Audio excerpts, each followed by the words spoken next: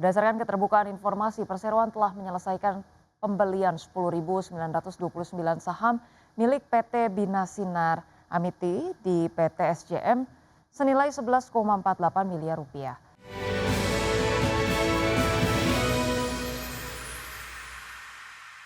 PT BSA Logistics Indonesia (TBK) melanjutkan strategi ekspansi anorganik dengan merampungkan akuisisi 99,99% saham PT Sinar Jati Mitra. Ya, langkah tersebut ditempuh untuk memperkuat kapabilitas operasional Perseroan dalam bisnis depo peti kemas. Berdasarkan keterbukaan informasi, Perseroan telah menyelesaikan pembelian 10.929 saham milik PT Bina Sinar Amiti di PT SJM senilai 11,48 miliar rupiah. Setara ataupun serta 5.384 saham milik PT Kreasi Adi Sarana senilai 5,65 miliar rupiah pada Kamis 25 Juni 2026. Penyelesaian transaksi tersebut membuat Perseroan resmi menguasai 99,99% saham PT SJM. Akuisisi tersebut merupakan tindak lanjut dari perjanjian jual beli saham bersyarat yang ditandatangani pada 4 Oktober 2025 dan kemudian diamandemen pada 17 April 2026. Direktur Utama PT BSA Logistics Indonesia (TBK) Edwin Wibowo mengatakan aksi korporasi tersebut menjadi bagian dari strategi perusahaan untuk memperkuat operasional bisnis logistik. Melalui langkah tersebut, Perseroan berharap dapat meningkatkan efisiensi operasional sekaligus memperkuat layanan logistik yang lebih terintegrasi. Iran dan Amerika Serikat sepakat untuk melanjutkan perundingan damai di mana kedua pihak dilaporkan berencana bertemu pada hari Selasa 30 Juni 2026 di Qatar. Langkah ini diperkirakan dapat mengakhiri rangkaian serangan dan juga serangan balasan baru-baru ini yang mengancam akan menggagalkan perjanjian perdamaian sementara. Iran dan Amerika Serikat sepakat untuk melanjutkan pembicaraan mengenai perselisihan mereka atas Selat Hormuz menurut laporan Axios yang dilansir Reuters pada hari Minggu 28 Juni 2026. Langkah ini diperkirakan dapat mengakhiri serangan balasan yang mengancam akan menggagalkan perjanjian perdamaian sementara. Axios melaporkan kedua pihak berencana bertemu pada hari Selasa 30 Juni 2026 di Qatar. Kembalinya diplomasi akan menyusul beberapa hari serangan dan serangan balasan sejak proyektil Iran menghantam kapal kargo di Selat Hormuz pada hari Kamis dengan Amerika dan Iran saling menuduh melanggar gencatan senjata sementara yang disepakati pada 17 Juni. Iran meluncurkan rudal dan drone ke situs militer Amerika di Kuwait dan Bahrain pada Minggu pagi, tak lama setelah Presiden Donald Trump mengancam akan melenyapkan kepemimpinan Iran jika mereka tidak mematuhi perjanjian untuk mengakhiri perang. Sementara itu, Israel mengatakan pada hari Minggu bahwa mereka sekali lagi menyerang militan Hizbullah yang bersenjata yang didukung Iran di Lebanon, menghancurkan infrastruktur bawah tanah yang digunakan oleh kelompok tersebut di sebuah desa di Lebanon Selatan. Sementara itu, militer Amerika Serikat sebelumnya mengatakan telah menyerang Iran lagi beberapa jam setelah sebuah kapal tanker dihantam di Selat Hormuz, jalur pengiriman energi terpenting di dunia yang sebagian besar telah ditutup oleh Teheran selama sebagian besar konflik. Berbagai sumber IDX Channel. Pemirsa, setelah absen membagikan dividen selama 1 tahun, PT Barito Pacific Tbk atau BRPT akan menebar dividen tunai untuk laba bersih tahun buku 2025.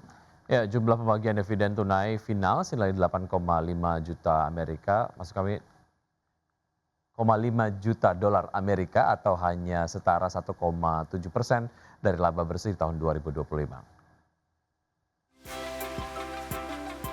Dikutip dari keterbukaan informasi Bursa Efek Indonesia, rapat umum pemegang saham tahunan PT Barito Pacific Tbk menyetujui pembagian dividen tunai final senilai 8,5 juta dolar Amerika atau hanya setara 1,7% dari laba tahun berjalan yang diatribusikan ke pemilik entitas induk.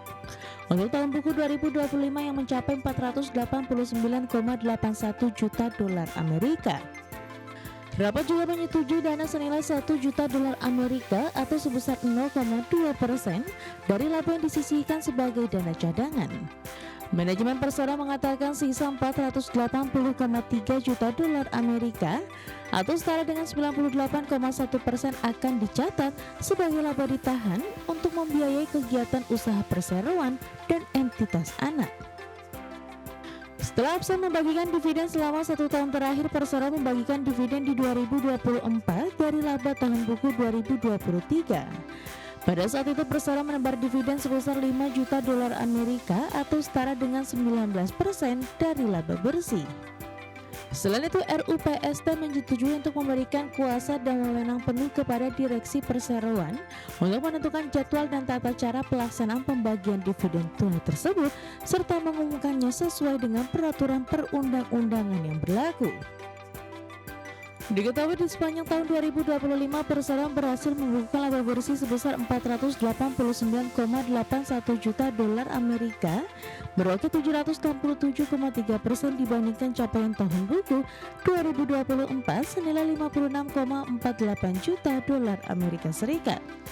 Sementara pendapatan 2025 tercatat sebesar 7,63 miliar dolar Amerika atau melambung 219,7% year on year dibandingkan setahun sebelumnya di 2,39 juta dolar Amerika.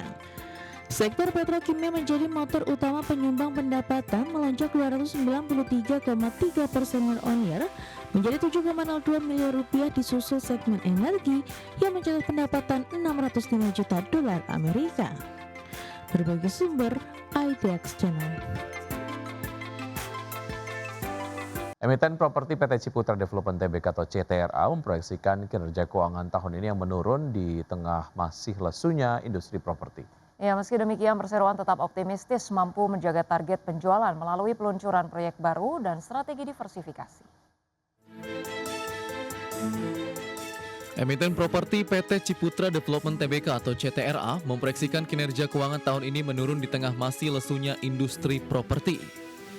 Meski demikian, Perseroan tetap optimistis mampu menjaga target penjualan melalui peluncuran proyek baru dan strategi diversifikasi. CTRA memproyeksikan pendapatan dan laba bersih tahun 2026 masing-masing turun 10% dibandingkan tahun lalu. Pada 2025, pendapatan Perseroan tercatat sebesar 12,7 triliun rupiah dan laba bersih mencapai 2,7 triliun rupiah. Di sisi lain, target marketing sales tahun ini dipertahankan stagnan di level 9,5 triliun rupiah. Manajemen menilai kondisi ekonomi global dan domestik serta menurunnya daya beli masyarakat masih menjadi tantangan bagi sektor properti. Untuk mengejar target tersebut, CTRA mengandalkan peluncuran sejumlah proyek residensial baru seperti Citra Homes Halim di Jakarta dan Citra Bukit Golf Sentul di Bogor, serta sejumlah klaster dan apartemen baru pada semester kedua tahun ini. Perseroan juga membidik segmen menengah atas yang dinilai lebih tahan terhadap tekanan ekonomi serta memanfaatkan insentif PPN ditanggung pemerintah. Sementara itu, analis menilai pelemahan kinerja CTRA juga dipengaruhi penurunan IHSG dan kenaikan suku bunga yang menekan kinerja saham dan laba Perseroan pada paruh pertama 2026. Berbagai sumber IDX Channel.